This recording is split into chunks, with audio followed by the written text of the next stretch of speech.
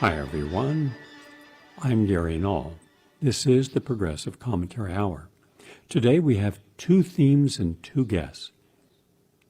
The first guest is Reiner Fuellmich. He is a lawyer and he is in Berlin and he is looking at what can be done legally to get to the truth concerning the pandemic that we've been experiencing for the last year. He believes, based upon a group of lawyers and forensic experts examining all the data, that we have been misled, that a lot of the information concerning COVID is simply wrong, and therefore public policies like lockdown should be abolished, and those responsible for these repeated mistakes should be held legally accountable. Will he succeed? We don't know. But we want to find out, what is his case? What is the case that you're going to bring? Who are you bringing it against? And what is your evidence for this case? All this will be laid out by Reiner in just a moment. Then we have a medical doctor who was watching the documentary, The Social Dilemma. And it's interesting because he's giving us his perspective on what it means when these young tech persons are telling us about how we benefit from the world of tech, or how there's limitations and how it influences us and why we should have some concerns. So it's interesting to see how he's analyzing this. So we have that also. Now let's go to our first guest, Reiner Fuellmich. I'm Reiner Fuellmich. I'm a trial lawyer, have been admitted to the German and the California bar for 26 years. And I have, my firm and I have, over these years, mostly represented consumers and small corporations against fraudulent large corporations like VW and Deutsche Bank. And I got into this because a friend of mine asked me to do something about this, and my wife sort of confirmed, yes, you have to do something about it, and that's why we returned from California to Germany in order to take part in the effort of finding out what's really going on. And now that we've more or less gotten a clearer picture, the big thing is to fight what these people are trying to do. Is your focus on the PCR test? Yeah, our focus is on the PCR test because if we manage to convince a court of law that this is a fraudulent enterprise, the PCR test being marketed with the assertion that it can detect infections, if we can convince a court of law that this is a false statement, then the whole house of cards is going to come crashing down because there's nothing else. That is the tool that they're using in order to keep people in panic mode, and there's no basis for this panic because, as I just pointed out, even according to the WHO, which couldn't quite escape the conclusions of John Ioannidis, the mortality is or lethality is roughly the same as that of the common flu. So inconsequential, basically. Yeah. Yeah. Mm-hmm. And so, and also there's already herd immunity. That's another thing that has been overlooked. So there's absolutely no reason for vaccines except for the pharmaceutical industry to make money, and probably cause a lot of damage as far as health, and even there's probably going to be a lot of fatalities too, because these vaccines haven't really been tested properly. Usually it takes between 5 and 7 years to develop a new vaccine, and now this should be done, or they're claiming it can be done in 9 months or so. I don't think so. And can you comment on your lawsuit you're going to do next week? This will be published. No, this is not going to be one single lawsuit. It's going to be a number of different lawsuits that are going to be filed both on here in Germany, on this side of the Atlantic, and in the United States. We're here in Germany. We're going to start filing these lawsuits because we're a little bit ahead of the of our American colleagues, even though we've been discussing this for quite a while now. numerous Zoom conferences, but we're a little bit ahead of the pack, and so we're going to start filing these lawsuits here in Germany for damages against people like Drosten, Wheeler, and some of the others. And can you hold them personally liable? Oh yeah, because they're the ones that lied. They're the ones who stuck their heads out too far. They're not doing this on their own. They're making money with it, of course, but somebody else is pulling their strings, like Klaus Schwab and Bill Gates, who are lurking in the background, so to speak. But we have to start somewhere, and it's going to.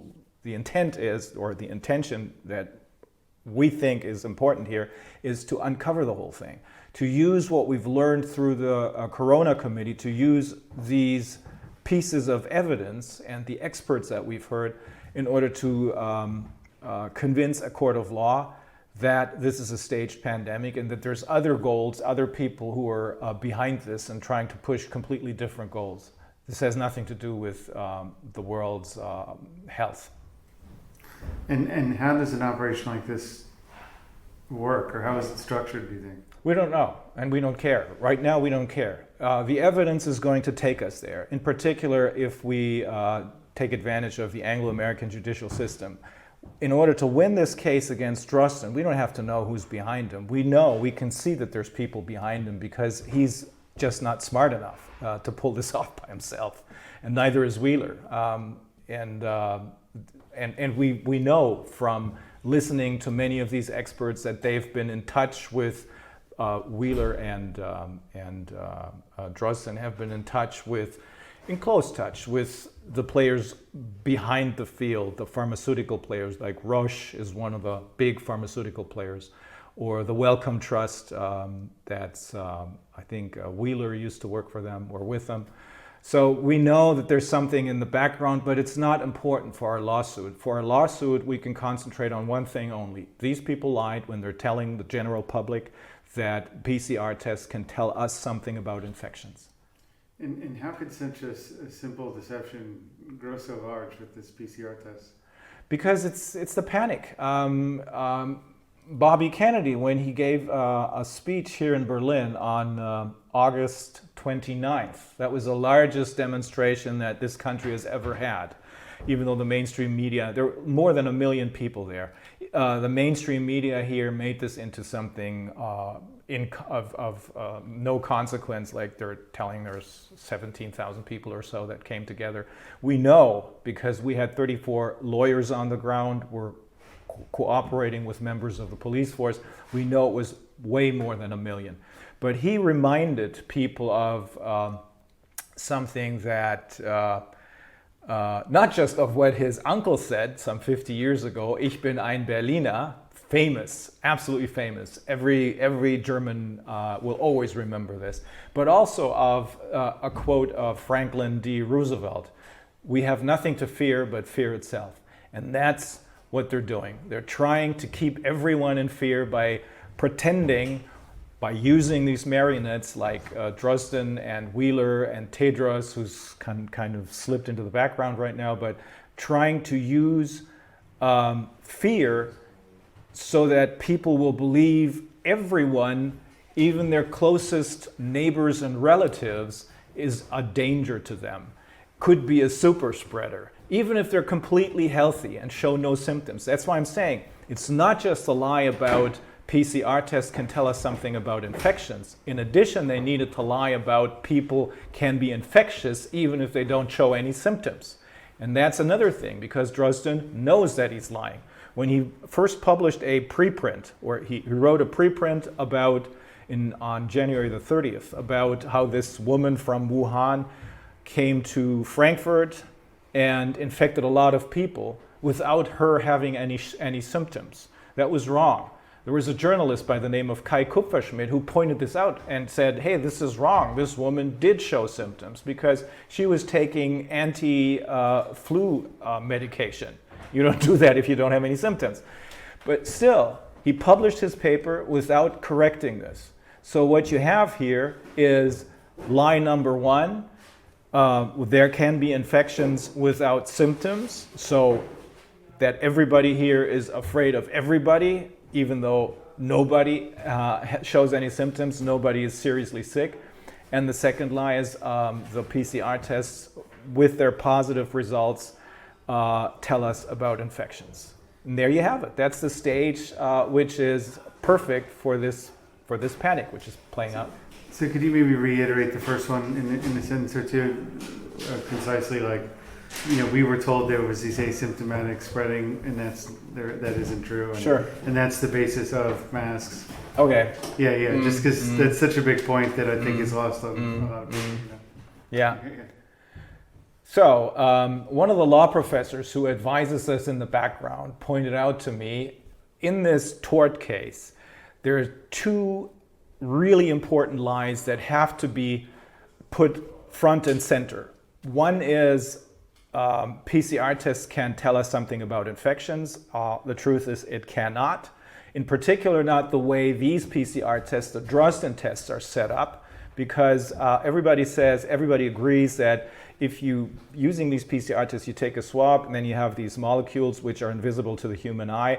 So you have to amplify them by putting them into a machine, most of them produced by Roche, and amplifying them in cycles. Anything above 35 cycles, everyone agrees, is completely unusual, doesn't make any sense, it's unscientific. The Drosten test, just like the CDC test, by the way, which used the Drosten test as a blueprint, were set at 45 cycles. Lie number one, you cannot tell anything about infections by using these PCR tests, because what they do is they test positive to almost everything, including, for example, the debris, the fragments of a common cold, of your immune system's fight against the common cold. Lie number two, even more important, I think, is he says that there are asymptomatic infections, which basically means anyone who is surrounding us, our relatives, our friends, and who shows no symptoms, who's perfectly healthy or appears perfectly healthy, could be a threat. That's what this induces. That's what this fraud, there are asymptomatic infections, induces. It tells us, oh my God, everybody could be potentially dangerous. That is not true. And we know that Drosten, when he wrote this in a preprint, knew that it was not true, because he was referring to a woman from Wuhan who traveled to Frankfurt and who apparently spread whatever virus she had to a lot of people. And she, he claims, didn't have any symptoms. A journalist pointed out that is wrong. She did have symptoms because she was taking anti-flu medication. So basically, this is just like the normal flu, where if you're sneezing, coughing, then you're infectious. Yeah. Unless you show any symptoms, you are not infected. There is, I think, Dr. Mike Yeadon, he found a really great way of defining what an infection is. He says there's a cold infection and there's a hot infection. If a test, whatever test, finds or is positive, because it finds some debris, some fragment of your body's prior fight against a common cold, for example, or whatever. That doesn't mean anything if it's just there.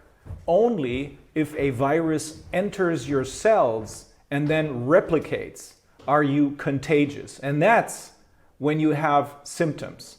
Meaning, if you don't have any symptoms, whatever virus is there hasn't done anything, isn't dangerous, is being probably killed by your body's immune system.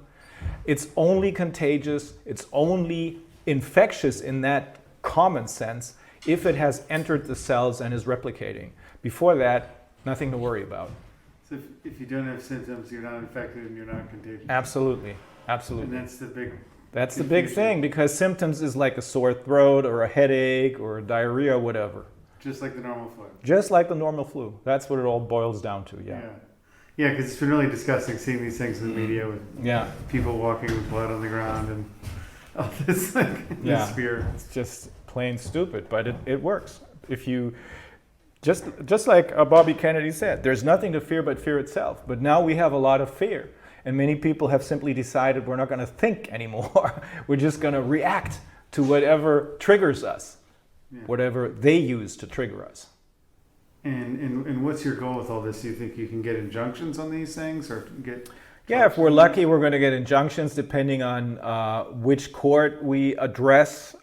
We have had not just lawyers who are trying to help, more and more lawyers who are coming out of hiding more or less, but we've also, the Corona Committee that is, we've also had judges calling us, getting in touch with us and asking us how they can help. They're not intending to bend the law or break the law, but they want to apply the law in order to stop this. So there is going to be lots more pushback than we can see right now.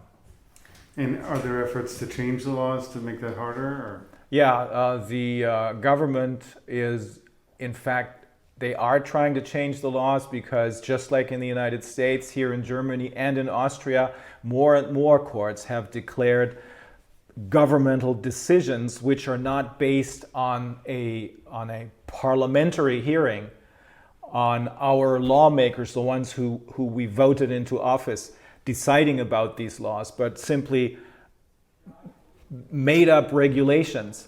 Many courts of laws, including the Constitutional Court in Austria, the Supreme Courts of Michigan and Wisconsin, a federal court in Pennsylvania, a Superior Court in California, have said you can have, you governor, you can make emergency regulations for a few days, but then you have to get the parliament involved. You have to get the lawmakers involved. And that means you have to have a discussion about the pros and cons. What about the mask? Does it serve any purpose? Is there any other opinion out there that says, no, it doesn't serve any purpose? Are they maybe dangerous, in particular to children? Are there any studies out there? That's the kind of discussion that we need to have. And that's one of the things that we want to push as the Corona Committee, a public scientific discussion about what's going on. And that's what the other side, of course, wants to suppress, because once we have this, the results are going to be the same as those that we have had in the Corona Committee, because the people who we have listened to, the witnesses that we have listened to, are basically the same, plus some more, who are going to go to court. So they're not going to change their minds, I don't think. And have any of the events this year changed your perspective of the world? Any other events? The events of this year, is it a... Oh yeah, the events of this year have,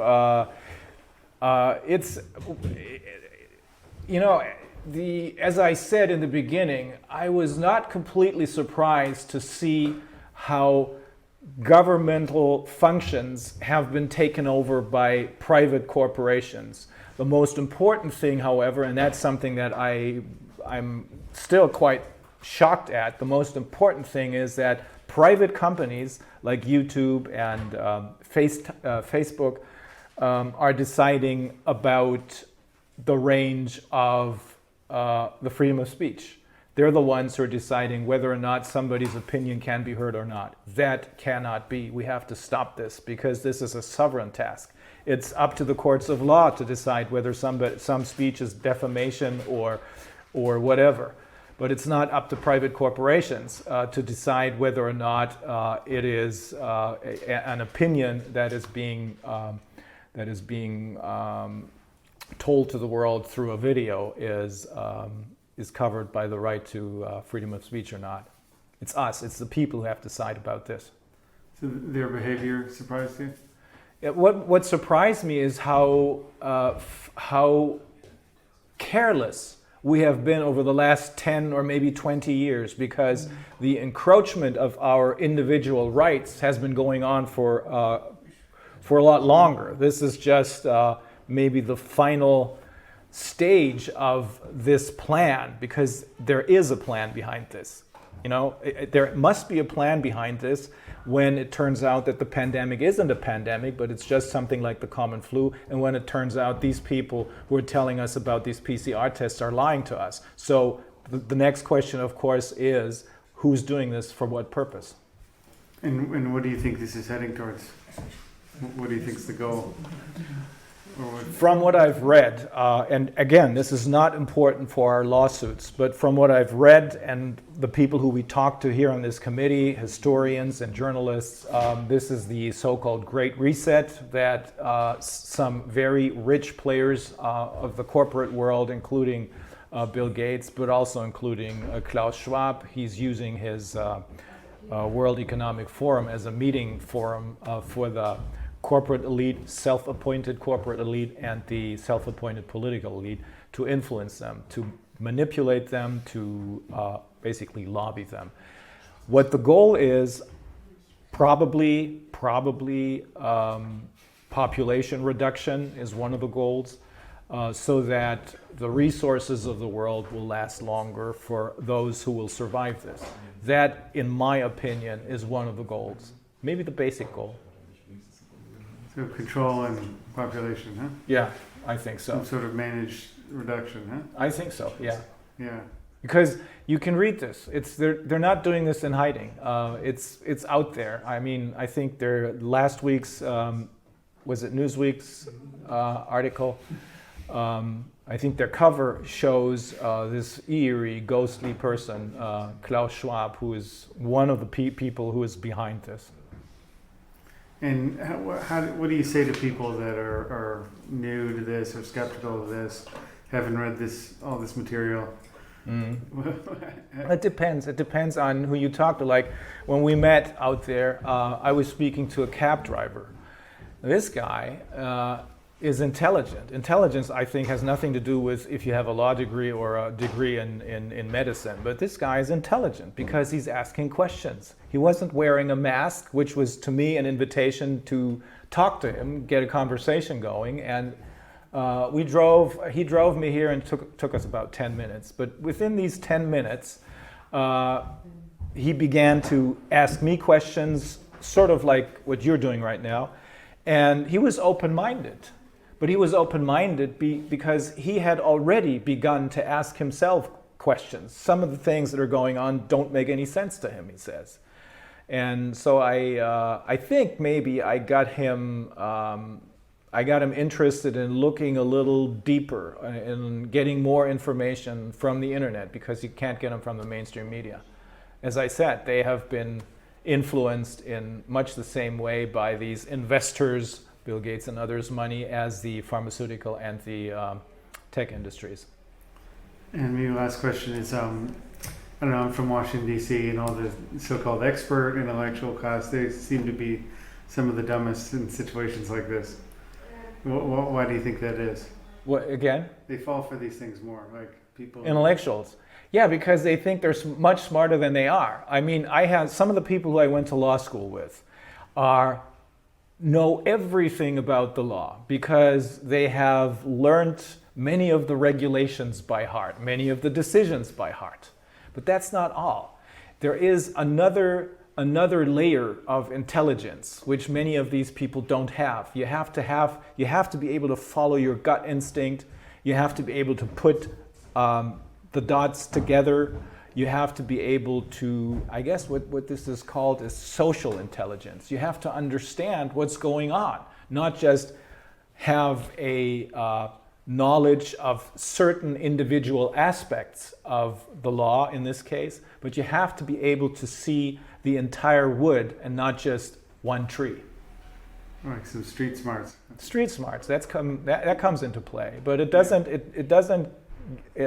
In addition, you need to have the factual knowledge. If you're a lawyer, you have to know about the law, but that alone doesn't get you very far. You have to understand. Street smarts is probably good, yeah. Yeah, because in DC it's like 100% math, yeah. And then but you go into the Midwest and the South, a lot of people are more skeptical. You know? Yeah, in California, out where we live, out there in Northern California, most people don't really care. I mean, they do put on their mask if they have to. If they go to like in Reno, that's the closest larger city to us. If you go to a Walmart or any of the hardware stores, yeah, you put on your mask. But in those smaller towns, people don't care.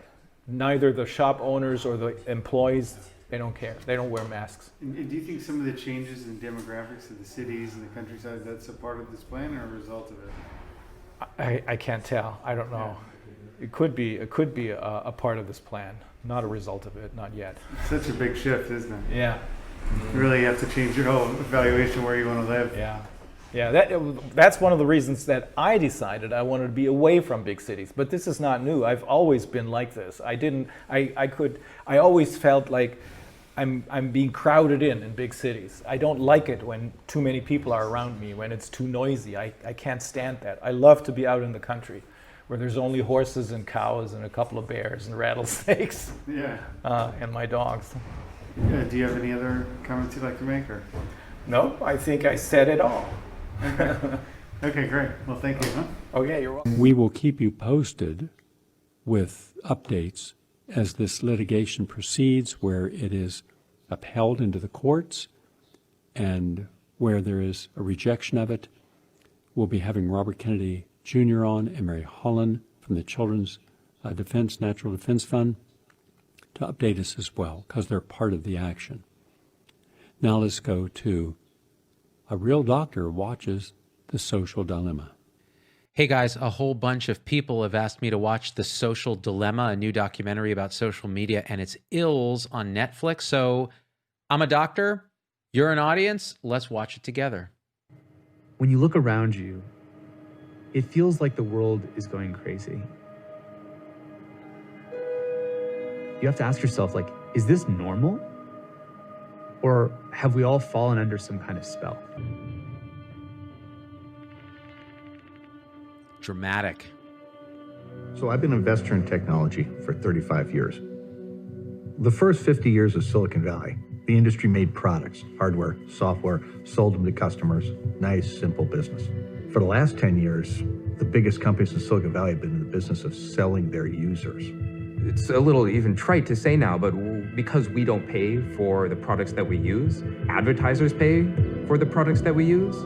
Advertisers are the customers. We're the thing being sold. The classic saying is, if you're not paying for the product, then you are the product. Let that sink in. If you're not paying for the product, then you are the product. Think about all the things online. Think about all the things online that are like that, including this show. The difference is, even for our show, there are people who pay for it, and then there are people who are generating ad revenue for us. And believe me, the people who pay for it get a very different experience than you do. A lot of people think, oh, well, Google's just a search box, and Facebook's just a place to see what my friends are doing and see their photos. But what they don't realize is they're competing for your attention. So, Facebook, Snapchat, Twitter, Instagram, YouTube, companies like this, their business model is to keep people engaged on the screen. Let's figure out how to get as much of this person's attention as we possibly can. How much time can we get you to spend? How much of your life can we get you to give to us? When you think about how some of these companies work, it starts to make sense. There are all these services on the internet that we think of as free, but they're not free. They're paid for by advertisers. Why do advertisers pay those companies? They pay in exchange for showing their ads to us. We're the product. Our attention is the product being sold to advertisers. What I want people to know is that everything they're doing online is being watched, is being tracked, is being measured. Every single action you take is carefully monitored and recorded. Exactly what image you stop and look at, for how long you look at it. Oh yeah, seriously, for how long you look at it. They know when people are lonely, they know when people are depressed, they know when people are looking at photos of your ex-romantic partners, they know what you're doing late at night, they know the entire thing. Whether you're an introvert or an extrovert, or what kind of neuroses you have, what your personality type is like. Yuval Harari has described this as, there will come a time, and it may be now, when the algorithms know more about you than you do. Because humans are the masters of denial and self-obfuscation, but these algorithms see clearly. They are tracking exactly what you're looking at. They can know whether you're gay before you know you're gay. Things like that are truly, they're amazing and terrifying at the same time. And again, these companies are dealing in attention. Attention is the currency that they deal in. And so even when I look at my statistics of my videos, when I look at how they're being served out, how many 1-minute views, how many 30-second views, how much attention are they getting, how many minutes watched, That's the currency that these companies find valuable. And as a creator, that's the pressure, is to produce that currency if you're going to survive in this. It doesn't matter about the message, doesn't matter about your mission. It's about the currency of attention. A lot of people have the misconception that it's our data being sold. It's not in Facebook's business interest to give up the data. What do they do with that data? They build models that predict our actions, and whoever has the best model wins. Now understand this. This sounds terrifying, and it is, but imagine this. If you build models that predict human behavior based on their past stuff, finding patterns, and computers are really good at this, algorithms are really good at this, you could actually predict who is at high risk for suicide, who's at high risk for depression, who's at high risk for going postal on a place. And that's actually interesting data. But then the question, the ethical question is, how do you act? How do you provide an action associated with that data? Does Facebook reach out to people who they think are suicide risks? I don't see that. How do you then actualize that? And if you have the capacity to save a life that way, or save multiple lives from a person that's ready to snap, and you don't do it, what does that tell you?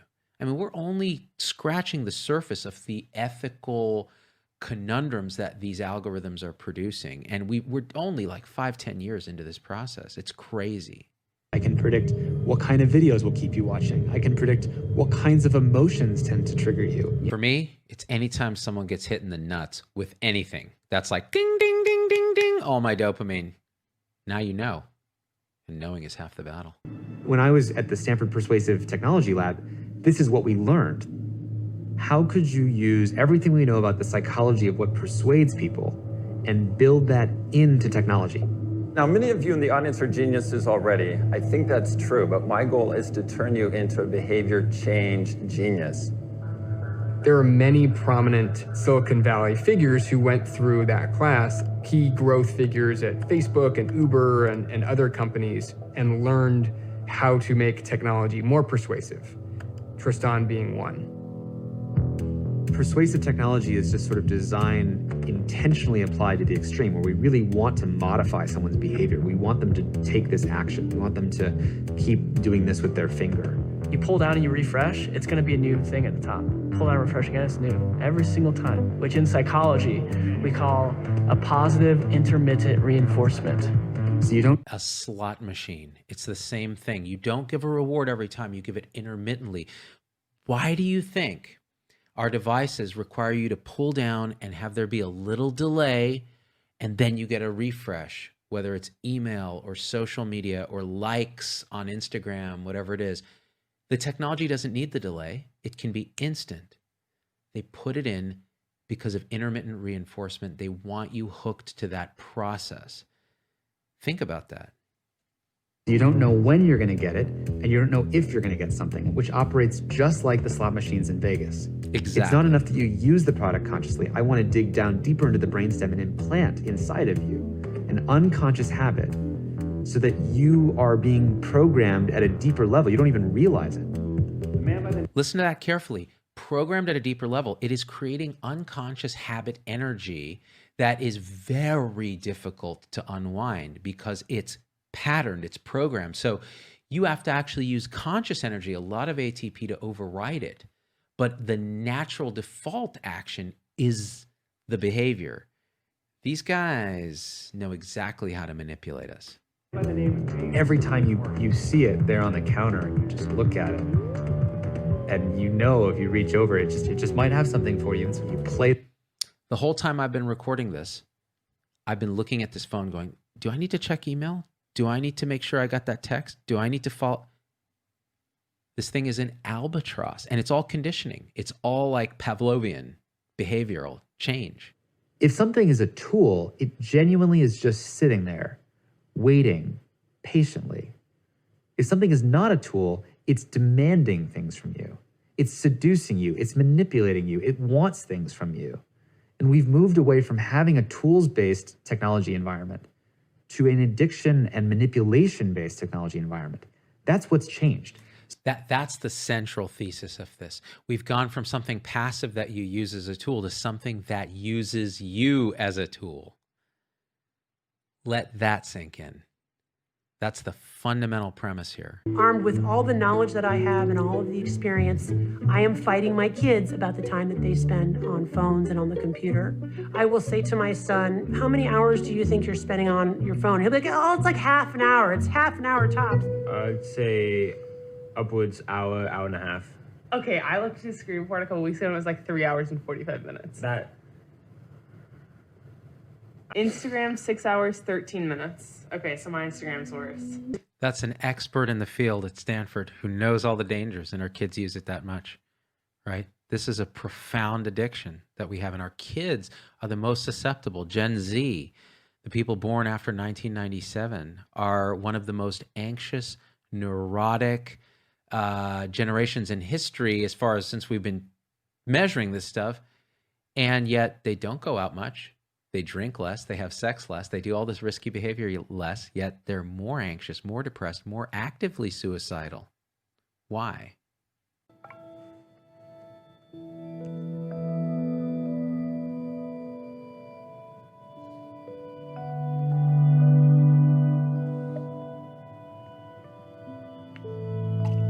It's not just that it's controlling where they spend their attention. Especially social media starts to dig deeper and deeper down into the brainstem and take over kids' sense of self-worth and identity.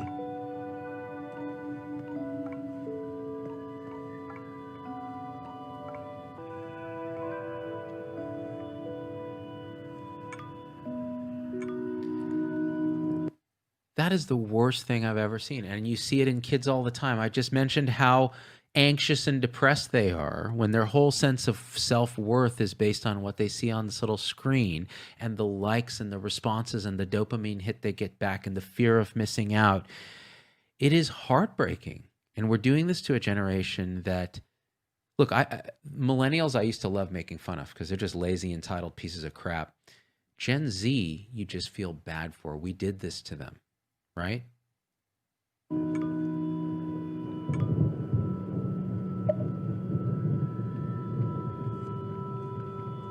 We evolved to care about whether other people in our tribe think well of us or not, because it matters. But were we evolved to be aware of what 10,000 people think of us? We were not evolved to have social approval being dosed to us every 5 minutes. That was not at all what we were able to experience.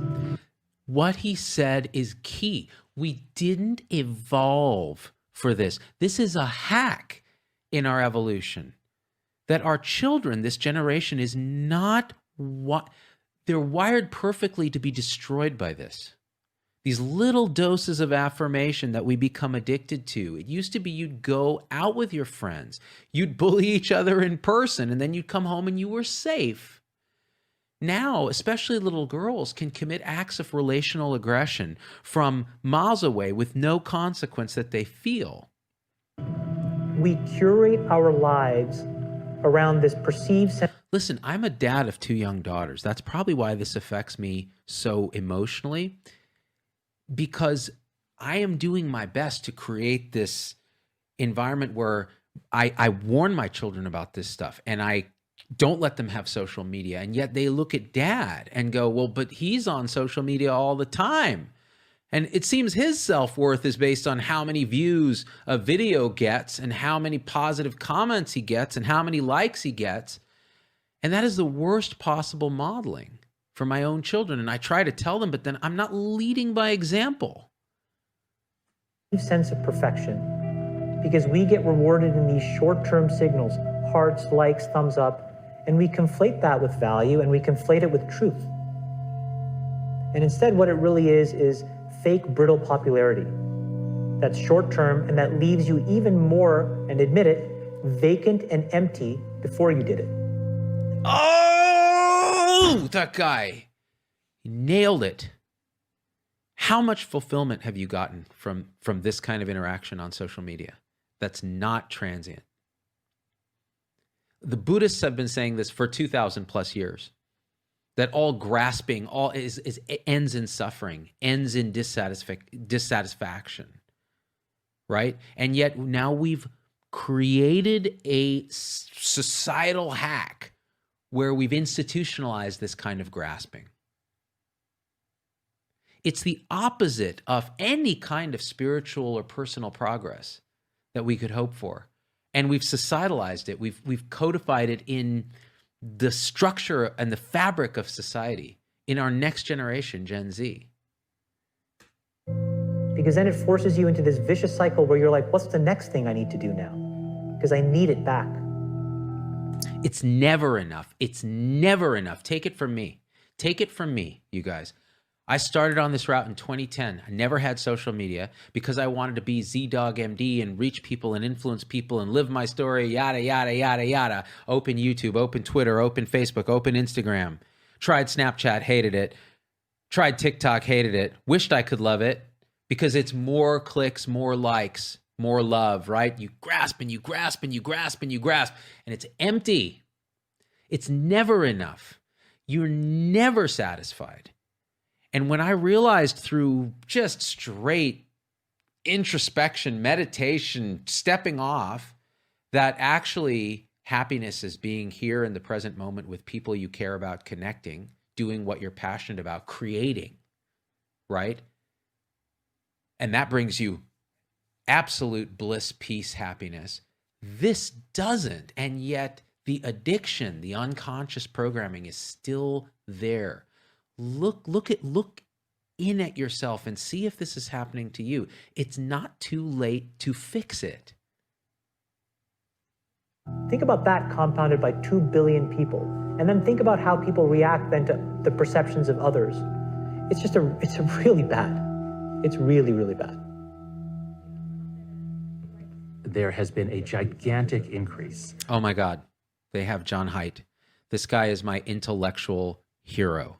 We have done shows and shows on Haidt's work, so listen carefully. I'm really curious what he's going to say.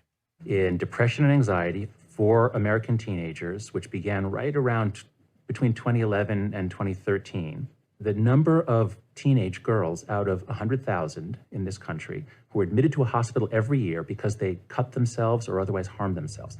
That number was pretty stable until around 2010, 2011, and then it begins going way up. It's up 62% for older teen girls. It's up 189% for the preteen girls. That's nearly triple. Look at those numbers. Even more horrifying, we see the same pattern with suicide. The older teen girls, 15 to 19 years old, they're up 70% compared to the first decade of the century. The preteen girls, who have very low rates to begin with, they are up 151%. And that pattern points to social media. Gen Z, the kids born after 1996 or so, those kids are the first generation in history that got on social media in middle school. That is every time I think we've reached the most important point in this video, it outdoes itself in what the most important point is. What John Haidt is saying, and he said this brilliantly in his book, The Coddling of the American Mind, is that this generation, particularly of girls, and there's many reasons for that, we've done videos on this, is so susceptible to this. And people think, well, no, you're... Look at the numbers. Suicide rates going up, self-harm going up, hospitalizations for mental illness going up. And you look at when it started, it's when social media first becomes available. If you let your child under the age of 16, 18 have a social media account, you are playing with fire. I won't do it for my own children. When you go to a page, you're seeing the same thing as other people. So it's one of the few things online that we at least hold in common. Now, just imagine for a second that Wikipedia said, we're going to give each person a different customized definition, and we're going to be paid by people for that. So Wikipedia would be spying on you. Wikipedia would calculate, what's the thing I can do to get this person to change a little bit on behalf of some commercial interest, right? And then it would change the entry. Can you imagine that? Well, you should be able to, because that's exactly what's happening on Facebook. That is exactly what's happening on Facebook. They're looking at what your political interests are, who your friends are, what kind of things you're clicking on, and they're feeding you information that further solidifies your echo chamber and your thought bubble. Then when someone says, hey, wait a minute, did you know this? And you look at them like they're crazy, it's because you didn't know that, because you've been stuck in one way of thinking that has been self-reinforcing. It's the exact opposite of having proper discourse, proper education, openness to experience and different ideas. It's the opposite. It's a siloification, an outrage factory, a bubbleification, and the end of the world as we know it. And I'm not making hyperbole here. How polarized has the COVID thing been? Do you remember, people who are over 30, do you remember a time when we were this polarized? No. Why? Social media, Twitter, Facebook, Instagram, I don't care what it is. It divides us. And again, it's the result of these algorithms that are paid to do this. More divided than ever, with personal and political polarization at a 20-year high. You have more than a third of Republicans saying the Democratic Party is a threat to the nation, more than a quarter of Democrats saying the same thing about the Republicans. So many of the problems that we're discussing. Listen to me right now.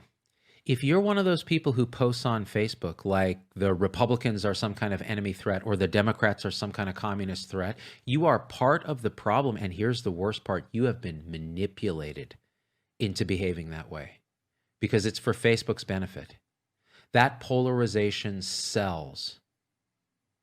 You are being used as a tool of powers that don't even understand themselves if you behave like that on Facebook.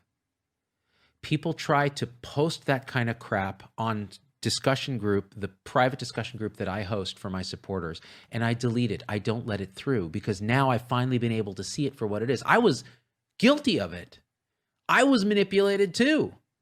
And when I realized what was happening, I refused to let it happen. I see people as good people across the board trying their best and listen to their ideas.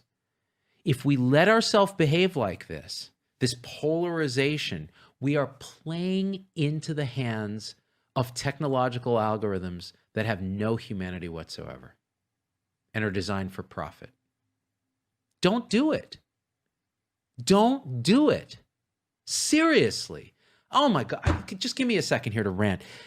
There are so many doctor friends I have that are on Twitter, on social media, and all they do is post political garbage all day. And you know what? They think they're being good. They live in an echo chamber where they only get exposed to one idea. And when you sit and talk with them, they kind of go, what? I've never thought of it that way. When you propose an opposing idea in a compassionate and connected way, they can't believe it. This thing is screwing us, you guys. Maybe the government is using the coronavirus as an excuse to get everyone to stay inside because something else is happening. Coronavirus is not killing people. It's the 5G radiation that they're pumping out. We're being bombarded with rumors. People are blowing up actual physical cell phone towers. We see Russia and China spreading rumors and conspiracy theories. Panic and protests in Ukraine. People have no idea what's true, and now it's a matter of life and death. The sources that are spreading coronavirus misinformation have amassed something like 52 million engagements. You're saying that silver solution would be effective. Well, let's say it hasn't been tested on this. You know, when a pandemic with an infection fatality rate of 5% hits us, we're all going to die because of this. We're set up for misinformation. And you know what? It's not just limited to hoax and conspiracy stuff. It's also the mainstream media playing up the fear angle, playing up data and cherry picking data to show that it's that we should all hide in fear in our homes. Okay, that's not true either. So how do we find truth? We're not exposed to all the ideas in a way that's actually, it's not a false equivalence. In other words, pandemic doesn't get the same airtime as, people dying on ventilators in a hospital. It's really complicated because here we've been on a ride where I don't know about you, but I am so terrified because we've been on my show, we've been talking about this for a long time. The polarization in the country, the misinformation and conspiracy theory promotion, the destruction of a generation of children through self-harm, mental illness, fear of missing out, body image problems, especially little girls. And the weaponification of grabbing our attention and addicting us to something that should be a tool that instead we are the slave to. Now, I don't have the answers. These guys are saying regulate them, change the profit incentive, these other things. I'm not smart enough to give you those answers, but I am smart enough to say this. Look at yourself. Look at your own usage. Recognize when you're being manipulated. It can be done. It just requires that one step of metacognition, of self-awareness, to watch it and go, ow, instead of... Now, for those of you who are interested in one of two things, there's two things going to be happening the last 2 weeks of April.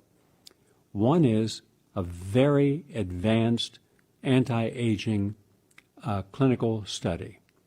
We want highly motivated people, people who are not resistant to change, people who are very disciplined, so that you can do all the things. And we, for example, part of this is just watching classical philosophical classes from some of the great teachers like Joseph Campbell. And also when we're working out, very challenging workout twice a day, juicing, proper supplementation, counseling, one-on-one counseling, great meals, yoga, meditation, drumming meditation, and to see what we can do to change your blood chemistry, to change your telomeres, to change your body's biochemistry, so you're actually starting a process of de-aging. That's one.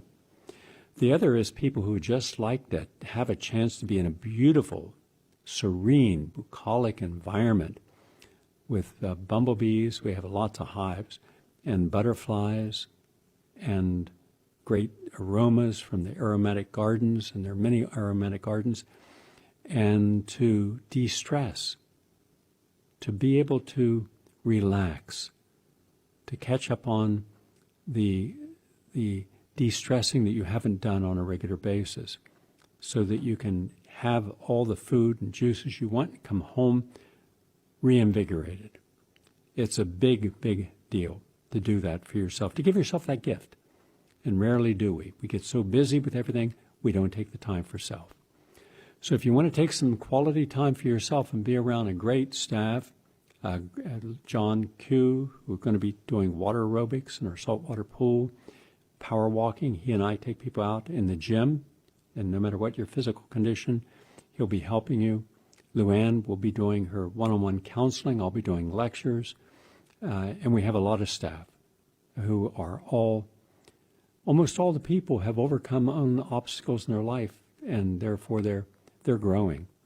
You can call Luann Panesi, and I'll give you her number, and then we'll get you signed up if there's room. I don't know how much room there is, but we'll let you know. You got to be screened by Luann, either way. Luann's number is 903-881-7008, 903-881-7008. Thank you all for watching, and have a nice day.